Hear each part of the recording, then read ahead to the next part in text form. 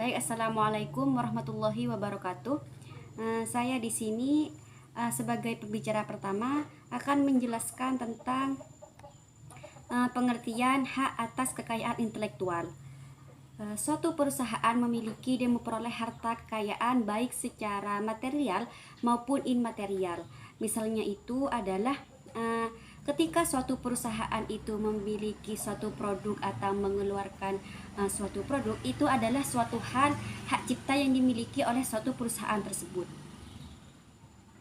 Dalam ilmu hukum, kekayaan milik intelektual dimaksudkan dalam golongan hukum harta kekayaan, khususnya hukum benda yang mempunyai objek benda intelektual, yaitu benda yang tidak berwujud.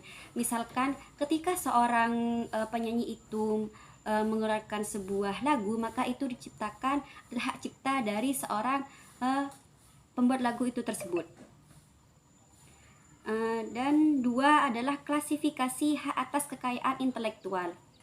Menurut WIPO, haki ada beberapa bagian, yaitu 1. Hak cipta. Menurut pasal 1 Undang-Undang Nomor 19 Tahun 2002 tentang hak cipta adalah hak eksklusif bagi pencipta atau penerima hak untuk mengumumkan atau memperbanyak ciptaannya atau memberikan izin untuk tidak mengurangi pembatasan-pembatasan menurut peraturan undang-undang yang berlaku. Konsep hak cipta di Indonesia merupakan terjemahan dari konsep copyright. Dalam bahasa Inggris secara harfiah itu adalah hak salin. Copyright di sini diciptakan sejalan dengan penemuan mesin percetakan. Sebelum penemuan mesin ini oleh Gutenberg, proses untuk membuat salinan dari sebuah karya tulisan membutuhkan tenaga dan biaya yang hampir sama dengan proses pembuatan karya aslinya. Sehingga kemungkinan besar para penerbitlah bukan para pengarang yang pertama kali meminta perlindungan hukum. Jadi di sini yang meminta perlindungan hukum di situ bukan dari si pengarang, tapi si penerbit yang memberikan hak hukum. Yang pertama yaitu ada sejarah hak cipta. Pada tahun 1158, Perdana Menteri Juanda itu mengeluarkan Indonesia dari Konvensi Bern.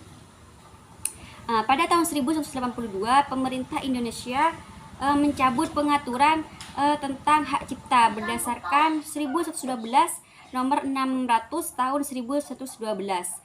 Undang-undang tersebut kemudian diubah pada tahun 1987 nomor 7. Selanjutnya adalah penegakan hukum atas hak cipta. Penegakan hukum atas hak cipta biasanya dilakukan oleh pemegang hak cipta dalam hukum perdata, tetapi bisa juga dilihat dari sisi hukum pidananya. Kemudian, pelanggaran hak cipta di Indonesia secara umum itu bisa dikenai denda hukuman penjara paling cepat itu 1 bulan dan paling lamanya itu 7 tahun dan disertai dengan denda. Kalau disertai denda itu paling sedikitnya Rp1 dan paling banyaknya itu biasanya 5 miliar rupiah. Selanjutnya adalah perkecualian dan batasan hak cipta. Perkecualian hak cipta ini berarti tidak berlakunya hak eksklusif yang diatur dalam hukum tentang hak cipta. Dalam Undang-Undang Hak Cipta yang berlaku di Indonesia, beberapa hal diatur sebagai dianggap tidak melanggar hak cipta di dalam pasal 14 sampai 18.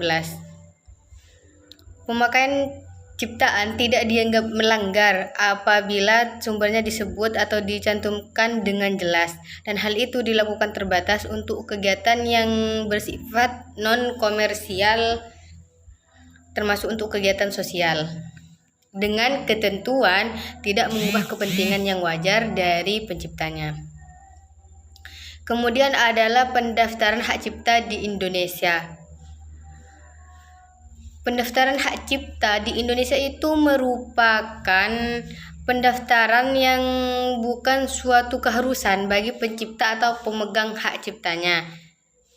Dan timbulnya suatu ciptaan dimulai dari ciptaan itu ada atau terwujud dan bukan karena pendaftaran. Jadi hak cipta itu ada bukan karena pendaftarannya terlebih dahulu, tetapi karena ciptaannya itu ada, baru setelah itu mendaftarkan hak cipta, tapi itu tidak menjadi suatu keharusan. Permohonan pendaftaran hak cipta biasanya itu dikenakan biaya. Penjelasan prosedur dan formulir pendaftaran hak cipta dapat diperoleh di kantor maupun di Ditjen HKI. Selanjutnya adalah lisensi hak cipta. Lisensi adalah izin yang diberikan oleh pemegang hak cipta atau pemegang hak terkait kepada pihak lain untuk mengumumkan atau memperbanyak ciptaannya atau hak terkaitnya dengan persyaratan tertentu. Jadi lisensi itu